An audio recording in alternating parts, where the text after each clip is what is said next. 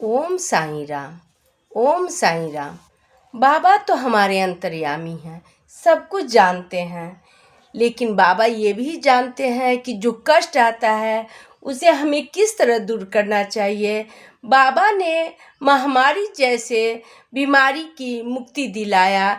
बहुत ही साईं चरित्र में सुंदर पाठ है, आप लोग प्रेम से सुनिए। क्योंकि बाबा हर रोग, हर बीमारी, हर कष्ट को दूर करने वाले मेरे साईं बाबा हैं। हर रूप में, हर रंग में मेरे बाबा हर का मदद करने आते हैं। इसलिए बहुत प्रेम से ये कहानी सुनिए। पिछले महामारी से मुक्ति। पिछले 2 दिनों से साईं बाबा ने खाना पीना छोड़ रखा था। वे दिन भर मौन रहते। यह देखकर उनके भक्तजन में चिंता फैल गई थी। लोगों ने उनकी चिंता का कारण पूछा भी, लेकिन बाबा दम साधे बैठे रहते थे। अंत में जो अपने प्रिय शिष्य हेमांत पंथ ने उनसे विशेष आग्रह किया तो बाबा ने अपनी जुबान खोली। हेमांत पंथ बोले, बाबा 2-3 दिन से आपने अन्न का एक टुकड़ा भी नहीं खाया है, आपने जल पीना तक छोड़ दिया। इससे हम लोगों को बहुत चिंता हो रही है। क्या हम लोगों से कोई कसूर बन पड़ा है? हेमांत पंत की बात सुनकर बाबा ने कहा, नहीं हेमांत, ऐसी नहीं बात है। कुछ लोग तो मेरी भरपूर सेवा का प्रयत्न करते रहते हैं, मैं कुछ और ही कारण से चिंतित हूँ। तब वो बोले, बाबा बोले, हमें इस कारण को नहीं बताओगे बाबा? हेमा ने बोले। बाबा ने कहा, हेमांत, महाकाल का मुंह खुल चुका है। मैं कुछ तुम लोगों पर आने वाली विपत्ति को साफ साफ देख रहा हूँ, इसी कारण मैं चिंतित हूँ।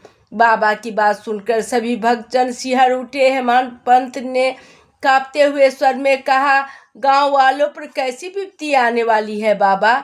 बाबा बोले, उन सबसे बढ़कर एक घातक महामारी का प्रकोप होने वाला है गांव पर। हेमांत ने कहा, तो बाबा आप ही हमें उस महामारी से बचा सकते हैं। आप कोई उपाय कीजिए जिससे वह महामारी गांव में न फैल सके। बाबा ने कहा, सबका करता धरता वही प्रभु है। उसी की कृपा से, उसी की इच्छा से मनुष्य को सुख या दुख मिलता है। आप सब लोग उसी की प्रार्थना करो। सच्चे दिल से की गई प्रार्थना में बहुत असर होता है। ईश्वर भी अपने भक्तों के आगे झुक ना पड़ता है। बाबा की बात सुनकर सभी चिंतित भाव से वहाँ से विदा हो गए। उन्हें मालूम था कि बाबा ने इस महामारी का जिक्र किया है। सब अपने अपने मन में अलग अलग अंदाज लगा रहे थे, लेकिन बाबा का कहना सच साबित हुआ। अगले ही दिन गांव में हैजा फूट पड़ा। लोग कुत्तों की तरह बेमौत मरने लगे। घर के घर काल के विकराल जबरों में समाने लगे। हैजों का प्रकोप इतना तेज था कि वह दूसरे अन्य गांवों तक भी फैल गया था। घबराकर गांव वाले पुनः बाबा की शरण में पहुंचे तो उन्होंने बाबा को चक्की पर गेहूं पीसते हुए पाया। उन्होंने बाबा से कहा, बाबा हमें बचा लो, हम बर्बाद हो रहे हैं। एक एक करके हमारे स्वजन हमसे बिछुड़ते जा रहे हैं। आप ही इस बला से हमें छुटकारा दिला सकते हैं। यह सुनकर बाबा ने चक्की पीसना बंद कर दिया। उन्होंने मुस्कुराते हुए कहा, अब आप लोग निश्चिंत हो जाइए। हैजा आप लोगों पर अब असर नहीं करेगा। मेरे हाथ में यह दवाई देख रहे हो, यह दवाई इस महामारी की है। बाबा की बात सुनकर एक व्यक्ति बोला, यह तो गेहूं का आटा है। परिहास मत कीजिए बसाई बाबा, हमारी जान पर बन रही है। हम ऐसे ही बहुत दुखी हैं। बाबा बोले, मैंने तुमसे गलत नहीं कहा। यह आटा नहीं, प्रभु का प्रसाद है। इसमें श्रद्धा और विश्वास रखो। यह आटा लेकर सारे गांव के इर्द गिर्द थोड़ा थोड़ा बिखेर दो। हैजा की यह बीमारी तुरंत दूर हो जाएगी। इतना ही नहीं, जो भी गांव में हैजा पीड़ित है वह भी ठीक हो जाएगा।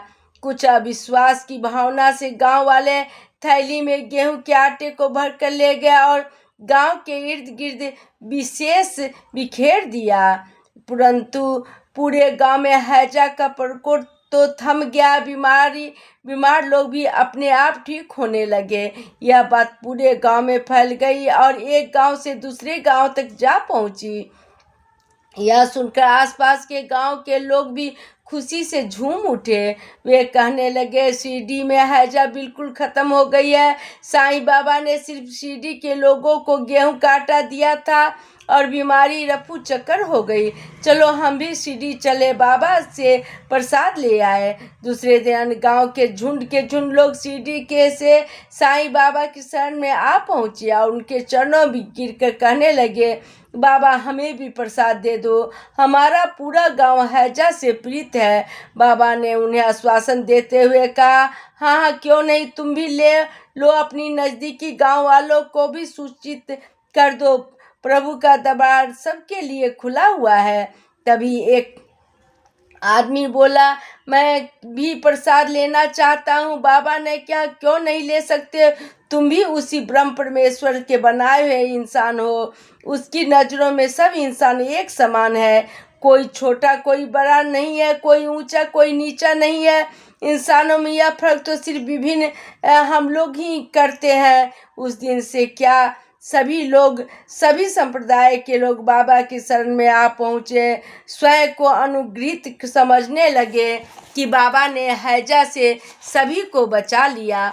ओम साईं राम, ओम साईं राम। इस तरह बाबा ने इतने विकराल जो हैजा नामक महामारी फैला था, उनसे बाबा रक्षा किए। ओम साईं राम। आप लोग भी बाबा के अनुसार किए चलिए और सभी की रक्षा हो, सभी साईं भक्त की रक्षा हो। ओम साईं राम। मेरे बा